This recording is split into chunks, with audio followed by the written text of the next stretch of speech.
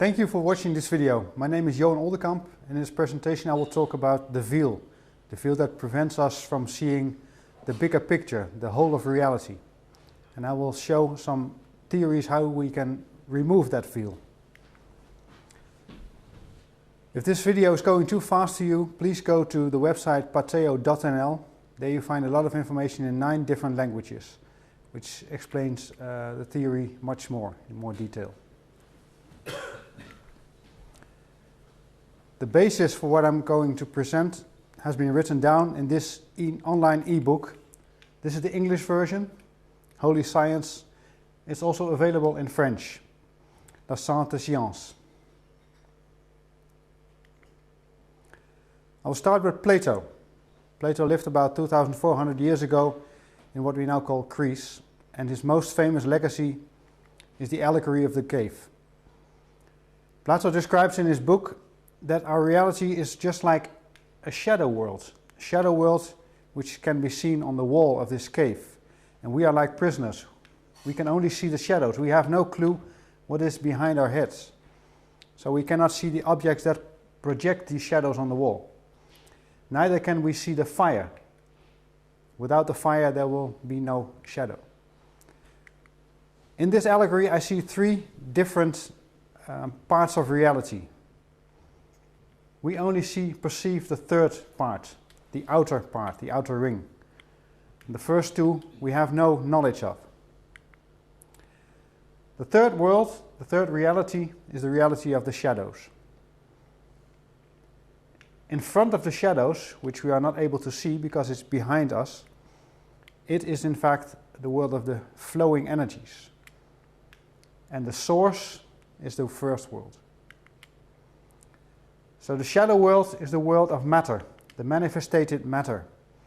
And the second world is the world where energies flow, create motion, movement.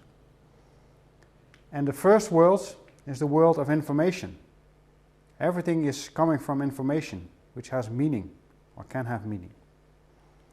So this is what I see in the allegory of Plato's cave, Plato's allegory of the cave. So we have 3 different worlds. A source world, which is the original world. Then we have the flowing world of energies, and the third world we can perceive, that is the shadow world. That means that matter is manifested energy. That is the definition of matter. It is not standing by itself, it is energy that has been manifested. And energy is selected information. So here we can see how these 3 worlds are connected to each other. And we only perceive this, but by our understanding we can go to here, and we can even make contact to the source and understand where everything is coming from. This is the Trinity, the Holy Trinity. At the top we find the source from which everything originates. And here we find the duality between yin and yang, between female and male, between positive and negative, between up and down, between in and out, and so on. All the dualities, all the polarities come from the source. The source splits itself into 2. This is the electric energy. This is magnetic energy. This is also fire, and this is water. And the source, we can call that kind of energy ether. So this is a trinity between ether, fire, and water. In the source we find so-called seeds, the seeds of the source. And they create fields of energy. And those energy manifest themselves into shapes.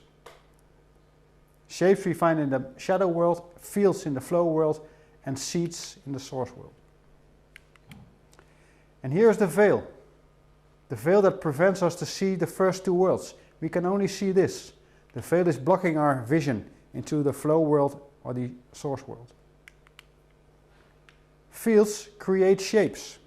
When we change the field, the shape changes also. But the other way is also true. By changing the shape, we also change the field of energy. That's the fascinating thing. By using a different shape, we invite different energies to come into the shape. That's the fascinating interaction between fields and shapes. And the source splits itself into magnetism and electricity. That's the division.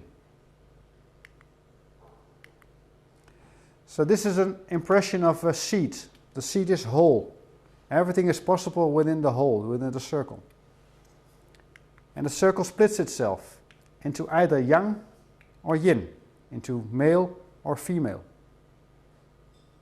This is neutral. This is neither or both. But after splitting itself into two, it's either male or female. It's either yang or yin. And that is the world above. And as above, so below. But we need to understand that below is different from above because it's the shadow. That means the opposite. That means the shadow of yang, which is an upward movement, is a downward movement. And the opposite of the shadow of black is white. And the shadow of white is black. So this is below, this is above. As above, so below. But we need to understand that it's a kind of twist. It's the opposite. And here make people a lot of mistakes. Because this is to me yang, but this is also yang. This is yin, and this is also yin. And there is a lot of confusion. So we need to understand whether we are above or whether we are below. This side is the yang side, this is the yin side. Above, yang is negative and it's perishing. It's bringing life force down and it's a kind of push movement. The opposite is true for the yin energies in the above world. That's a positive energy and that's reviving, increasing the life force. And it's a kind of pull movement. It's pulling itself. So those are very different energies. They are compatible. We see the opposite in the world below. Now we see that the male energy, the yang energy, the electric energy, becomes positive, becomes white, becomes light. This is the light we see. It's white light. And that light warms us. If we sit in the sun, we become warm. And that energy is going downwards. It's coming from the sun, and it's going down into the earth. And it brings everything more together. It's a compression.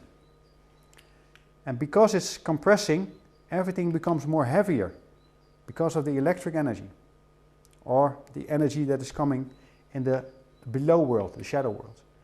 And this is the opposite. Now magnetism becomes dark. In daytime we see electricity, in nighttime we see magnetic energy. And that magnetic energy is cooling down. And it's an upward movement. That is why water is going up. For instance, when we look in the morning, or when we look at where the water is coming out of the mountain, it's an upward movement. This is the yin movement. And it's expanding. It makes itself wider and bigger. And therefore it becomes lighter. So these are very important words. This is based on the work of Victor Schauberger, a very important scientist. If you want to learn more about this, please read his books. We are connected up with light. Our Father who art in heaven is the sun Helios. And our Mother who art in earth is our Mother Terra or Gaia or Sophia. Many different names for our Mother. That's below. And our Father is up. And the Spirit, we get the Spirit is light. We get the Spirit from above. And we get the soul from under. The soul is from our Mother, the Spirit is from our Father.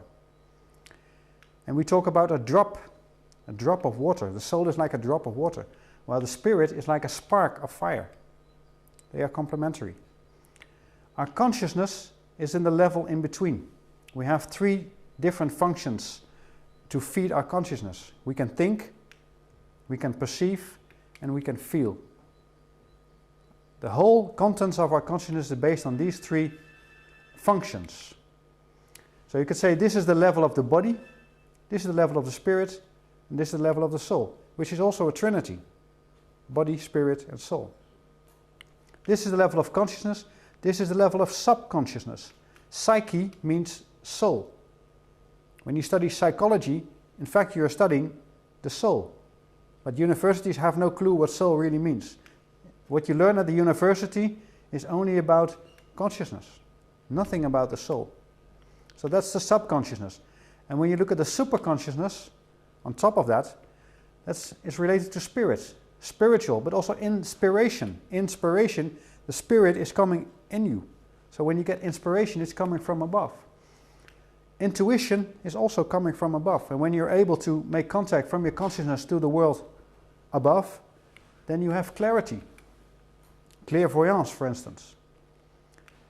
Everything we perceive or we feel or we think is stored in our memory. That's impression that's going down. And we're able to recollect some of those memories back into our consciousness. And with our attention we can steer what we want to see. It's like a flashlight that's lighting up the things we want to perceive. Wisdom is the higher consciousness, the superconsciousness, while memory is lower. Our personality is mostly based on our memory. Our higher self, our character, is based on our higher energies from the superconsciousness. It's also connected to the 7 chakras. The highest one, our crown chakra, and it has the energetic color of violet. And ultraviolet, that's the energy just on top of that. And that's the energetic color of our father, of the sun Helios. So we see ultraviolet and violet. They are connected. And the same is true under, because infrared is the color of our mother, the energetic color. And red is the color of our lowest chakra, our base chakra, our root chakra. So here we see again the Trinity. This is electricity and magnetism. It's both. We have male electricity, that's current, that's dynamic energy. But we also have static energy, and that's an energetic field, an electric field. And the same is true for magnetism. When we study the work of Edward Dilskelnin, he wrote a book about magnetic current. So also there is a dynamic form of magnetism. And there is of course a static form. We need to understand much more about electricity and magnetism in order to understand the dynamics of energy. That is the key. All great scientists knew everything about electricity and magnetism, like Nikola Tesla and many others. Something our science does not understand fully. So we need to go back to the masters who showed us the way. For instance, electric current creates a magnetic field. When we push an electric current through this line, then we see that there's a magnetic field around it. And that's called electromagnetism. But the other way is also true. When we create a magnetic current, it creates an electric field. And that phenomena we can call magnetoelectricity. So here again we see the complementarity of both electricity and magnetism. Fire and water are the energies, the dominating energies in the flow reality. Ether comes from the source. So ether is here, dominating. Air and earth are the energies that are dominating in the shadow reality. And in order to understand all these energies, we need to study holy science. That's what I've been doing for a while, together with many other people. Universities only focus on this part. This is very limited. And it's not helping us to understand anything. We need to understand the whole picture, the bigger picture, the whole of everything, including the source reality and the flow reality. I use these symbols. Ether for me is a perfect circle, which in fact has everything within it. Fire is a triangle upwards, like it is in the flow reality, while water is a triangle downwards. Air is still pointing up because it has a male energy of yang, but now we see an extra line, and that extra line means it's inside the world of shadows. And earth is pointing down. These are the two yin energies, female, and these are the two male energies. So these symbols are very important to understand. This means fire, this means water, this means air, this means earth, and of course this means ether. Ether is information, and there are 4 ways to store information. The physical way to store information is, for instance, a record. We used to have a record player, but this is a physical way to store music. We can also store it on a magnetic tape. We used to do that with computers as well. This is a magnetic way of storing information. We can also transmit information through waves. That's the air way, because magnetic is the water way. And the 4th way is the electric way, the photoelectric way. When we make a disk full of information, that's in fact fire. So there are 4 ways to store information based on the 4 energies. And there are 4 essential atoms creating, in fact, everything. Carbon is related to earth energy. Hydrogen is water. Oxygen is air. And nitrogen is fire. These are the 4 elementary atoms. And they also relate to tastes. For instance, carbon is sweet, while oxygen is sour.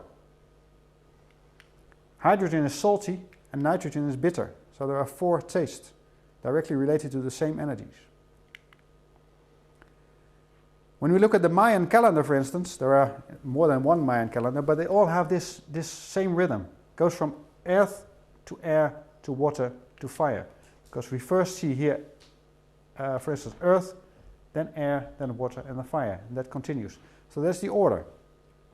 And that's a very important order, because it tells us how things are created. It starts with earth.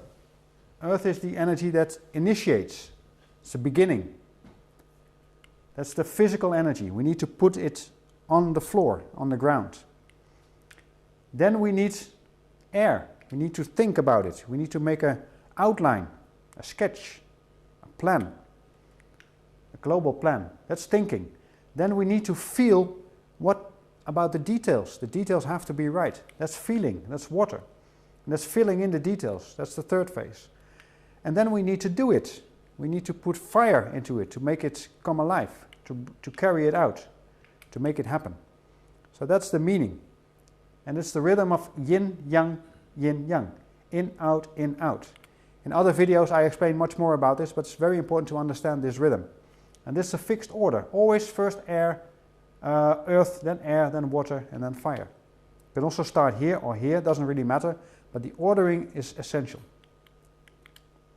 And that's the same ordering we see, for instance, in this Tzolk'in Mayan calendar. There are 20 different signs, and there are 13 tones. I will talk about that a little bit more. And this number of 20 is very important.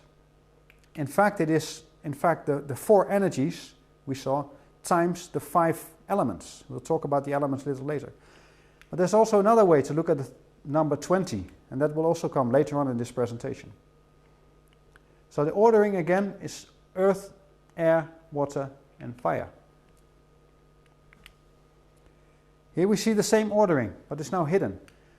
These are 7 white periods. We can call it 7 days and 6 nights in between. These are the 7 days of creation, like it has been mentioned in the Bible, in the first first chapter of Genesis. But Genesis doesn't talk about the 6 nights in between, because these are in fact 13 phases of creation. This is the Mayan way to write the number 1. It's just 1 dot, 2 dots, 3 dots, 4 dots, and 5 we make a line. So a line means 5. And then we go on top of that. So 6 until here, 13. 2 lines and 3 dots means 13. So these are 13 phases of creation, the 13 tones. It starts with seed. Then we have germination on day 2. On day 3 we see the first spurs.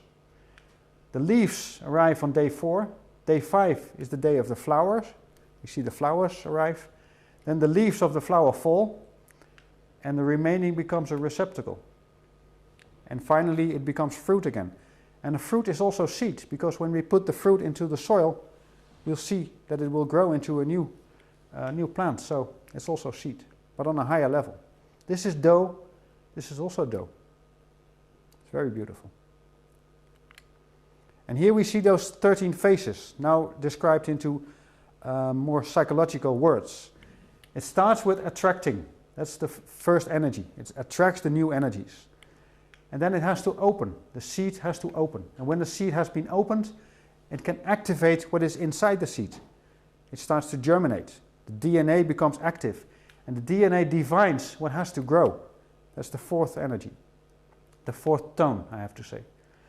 Then we arrive again on earth energy with the first spur. And that is enacting based on the information from the environment. And it starts to arrange itself. Then the leaves come into place on the seventh tone, the fourth day. And the leaves synchronize the plant with their environment, creating harmony on 8. 8 is also the most harmonic cipher. It's a beautiful lemniscate, so it's harmony. 9 is mobilization. The flower is attracting, for instance, the bees with the colors and the smells.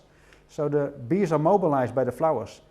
And when the bees come, then we see that things can manifest because the bees have a function.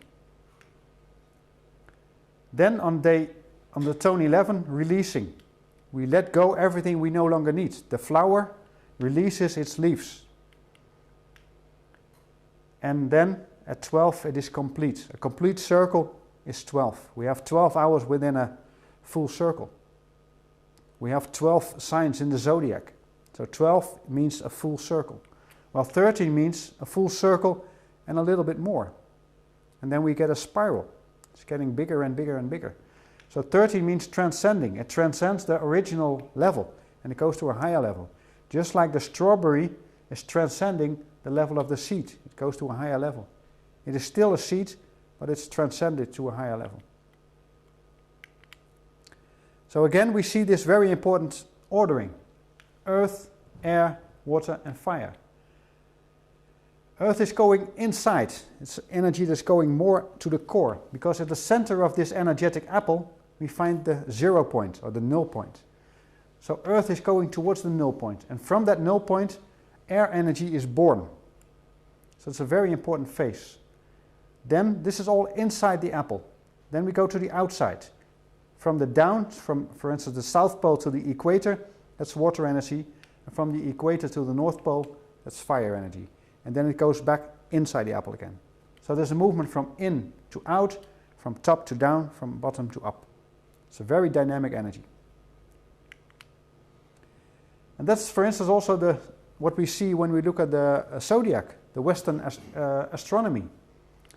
It starts with fire, then air, then earth, then air, and then water, and so on. It's very important. And when we look at the seasons, for instance, spring has no water, so spring is the most dry season. Summer has no wind, so summer is the most quiet season. Autumn has no fire, has no earth, so autumn is the most unstable season. And finally, winter has no fire, so winter is the most cold season.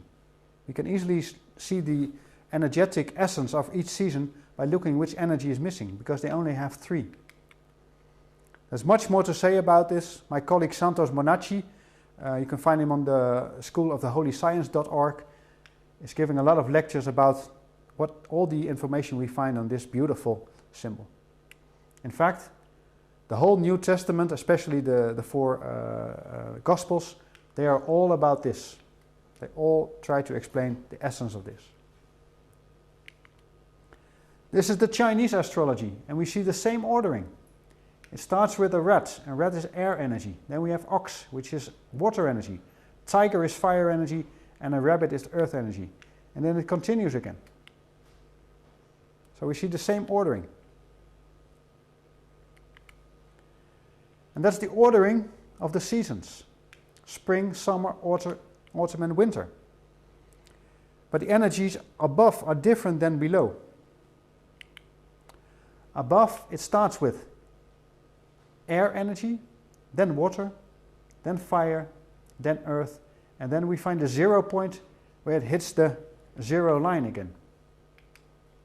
So that's the dynamics we saw in the Chinese zodiac and in the Western zodiac, and in the Mayan astrology, the Mayan calendars. That's this ordering.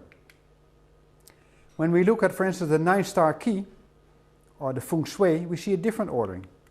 And that's this ordering. Now we see that the energy of air is still in the spring season. But this is called wood instead of air. This is the energy of fire. And now fire is related to summer. We see on top that water is related to summer, but below, fire is related to summer. Because that's what we see here. Then we find earth in the middle. So earth is now the 0 point. Earth is the neutral point. And ether was not present here. Ether was here, but now ether is the autumn period. Here it's called ether, here it is called metal. So it's a different name, but it's the same kind of energy. Energy that is connecting. And thirdly, we see water energy in the winter. Well, we saw earth in the winter in the world above. So here's also a lot of confusion, but we need to understand which energy is present in each season, and then we can easily connect those energies. And then we get this beautiful symbol, where we see how the energies play together, how they interact. And there are two ways the energies interact, in a female way and in a male way. The female way is nourishing, creating more of what has been nourished, while the controlling way is either bringing it down or manipulating it. For instance, when we look at fire, when we create fire, the ashes, they are earth energy. I think I made a mistake here. Anyway, these energies, they are either nourishing or controlling. And when we look the way we have used these energies, they are more in a red way, they're more in a controlling way than in a nourishing way. I think we need to understand also the green arrows. And that is, to me, is free energy, or a 0 point energy, or tachyon energy, many different words. To me, we can find the secret in the green arrows. It starts with the source, and the source splits itself either into yang or into yin, into male or into female. That's the first division. That division continues, because now we see there are two male energies, air and fire, and two female energies, water and earth. And we can use these lines to indicate them. And then we can do that again. And then we get the trigrams. And these are the 8 words for the 8 different trigrams in the I Ching, for instance, or the feng shui. The spelling is different, but this is the most common spelling. And this is the number, because each sign also has a number. And when you put these numbers into a ordering, then you get this. It starts with water, that is 1. From water it goes to 2, and 2 is earth. Then it goes to wood, wood is 3. Then it goes to wood again, that is 4. 5 is earth. Then it goes to metal, which is 6. Goes to metal again, which is 7. Then it goes to earth, which is 8. And then it goes to 9, fire. That is the ordering. And when you put that ordering into this beautiful symbol, then you get this low shu magic square. And the beauty of this low shu magic square is that adding up these 3 numbers gives 15. Each horizontal adding up gives 15, but also each vertical adding up and each diagonal as well. So there are 8 ways to add up these numbers, and they all result in 15. That's why it's called a magic square, a 3 by 3 matrix. And this is called the Bagua, but in fact it's the same. It shows how the energies correspond to the 8 directions, with the 5 in the middle. When we look at the deck of cards, for instance, we see also the same kind of energies back. Because an ace stands for earth energy, the jack is air energy, the queen is water energy, and the king is fire energy. And in between we find 2, 3, 4, 5, 6, 7, 8, 9, 10. 10 is in fact numerological, is it 1? So this is in fact 1. So we see 9 different numbers. 9 plus 4 is 13. So this is 13. And 4 times 13 is 52. We have 52 weeks. So there's a lot of clues in everything we understand, we investigate to see that there's a hidden meaning under it. This is no coincidence. This has a deeper meaning. And the deck of cards is reminding us of that meaning. And also when we look at the spade, for instance, a spade is pointed upwards. So this means 1. Heart has 2 sides. Hearts is connecting 2 things. So hearts means 2. A clubs means 3. 1, 2, 3. And diamonds means 4. 4 sides. So this is 1, 2, 3, 4. And then we go to 1 again. That's the dynamics. And that's why the 0 point is in between the 4 and the 1. Because the 0 point is here, in the middle of the apple. Now we look at the Platonic shapes. Because this octahedron, which has 8 sides, is in fact representing the 1. Energy of 1. It's standing up, it's oneness. This is the icosahedron. And when you count the number of faces, you find 20. There are 5 on top, 5 below, and when you count the middle circle, it's 10. So it's in total 20. And 20, numerologically, is 2. So this is 2. When we look at the tetrahedron, it's easy to understand that this means 3, because there are 3 sides on each face. And then we go to the 4. The cube, or the hexahedron, has 4 sides on each face, so this is 4. A square. And then we've seen the pentagon. This is the dodecahedron, which has 12 faces, 1 here, and there are 5 here and 5 here, which in total makes 12. So this has 12 faces. And each face is a pentagon, which is 5. So that's why I put it here with 5. So the Platonic solids, they also have an ordering. And that ordering is related to numerology. Now the dodecahedron doesn't come into play. And then we see that 5 is adding up 1 and 4. That means 5 is both air energy and earth energy. And the same is true for the 9, which is also air and earth. Both from the shadow world. So here we can see the energetic energy of each cipher. 1, 5, 6 and 9, they all represent air. 2 and 7, water. 3 and 9, fire. And 4, 5 and 9, earth. And 5 and 9 are in 2 different energies. So they combine. And when you combine white and red, you get orange. So here we see those colors. And this is the Enneagram. And when you look at the Enneagram, then you see that each cipher corresponds to its own energies. The 1 and the 6 are more in their minds, more mentally. 2 and 7 are more emotionally. They feel more. They are more related to their feelings. 3 and 8, they have the most fire. They are easily getting into energies to create trouble, for instance. 4 is the only one who has only earth. So 4 is the most special because there is no other like the 4. And the 4 also think they are very special. And 5 and 9, they are a mixture of 2. If you need to understand more about the Enneagram, please go to my website. This is also a very important ancient model to understand the energies. Now let's look at the sequence of Leonardo Fibonacci. It starts with 1 at the top, then it splits into 2 ones, because each child is the sum of its parents. But this one is only 1 parent, so it's 1. This one has also 1 parent standing on top. But the 2 has 2 parents. The 2 has this parent and this parent. So it's adding up 1 and 1 is 2. And when you look at 3, it has also 2 parents, 1 and the 2, which is 3, and so on. So each square is a child of the parents which lie on top. And you add up the numbers of the parents and you get the number of the child. And when you go now in a diagonal way through this, you get 1, 1, 2, 3, 5, 8, 13, 21, and so on. That is the sequence of Fibonacci.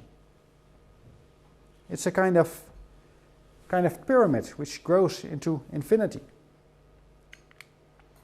And when you give the surface, when you make the number 1 here, this is also the same number, and it also has the golden ratio in the length and width, then you see that it's going round, because then you get 2, 3, 5, 8, 13, 21, 34, 55, 9, and so on. And when you connect the hearts or the outer sides, then you get a spiral. Here you see the spiral. And this is the spiral we see everywhere in nature. And it's based on the Fibonacci sequence. The Fibonacci sequence is an approximation of the golden ratio, which is called phi. And it's going closer and closer and closer to the phi, but it never fully matches the phi because it's an approximation. This is the starting sequence of the Fibonacci numbers. These are the first 16. There are many important numbers to me. Of course, the first, they're all important to me. But then we see, for instance, 144. Some people say it's the square of 12. That's true. But it's also in the Fibonacci sequence. So it's a very important number. And it's also in the Bible. But then 1,000, 144,000. It's also in the Mayan calendar. Also 144,000. So it's very important. And this is 1,000 minus 13. Here we see 13, and here 1,000 minus 13. So it's also very, very important. This is the first 16. Then we have another 16, another 16. When we look at number 49, so it starts with 1. When we look at 49, this is about the number of people present on this planet. So when we use the Fibonacci sequence to multiply on this planet, it started 49 generations ago, life on Earth, perhaps, if we follow this sequence, and if we didn't kill each other as we did, but that's another story. So here we see the starting of the Fibonacci sequence again. And to me this has a lot of meaning. For instance, 1, 2, 3. That's what we saw in the beginning, in the allegory of the cave. Because 1 is the source world, 2 is the world of the flowing energies, yin and yang, and 3 is the trinity of the shadow world. So that's 1, 2, 3. What is this one then? What is in front of the source world? To me that can only be one thing. To me that has to be God. So it starts with God, and then it creates the source world, and from that everything follows. What is 5? 5 are the 5 elements we saw at the beginning. Earth, water, fire, wood and metal. 8 are the 8 directions, north, east, south, west, but also the directions in between. 8 directions. And 13 are of course the 13 phases or the 13 tones of creation. It's very important to understand the meaning, or at least the meaning I give to this. And there's more, because the Mayan calendar is all about the number 13 and the number 20. I said in the beginning the number 20 is very special. The number 20 is present here. But I don't think many people have seen it. Because when you add up these numbers, you get exactly 20. So this is 20, and then we get 13. That's the dynamic of 20 and 13. And when you add up all these numbers, you get, of course, 33. And that's the highest level of the Freemasonry. So these numbers are very meaningful, and they all come back to the Fibonacci sequence. Thank you very much for your attention. Namaste.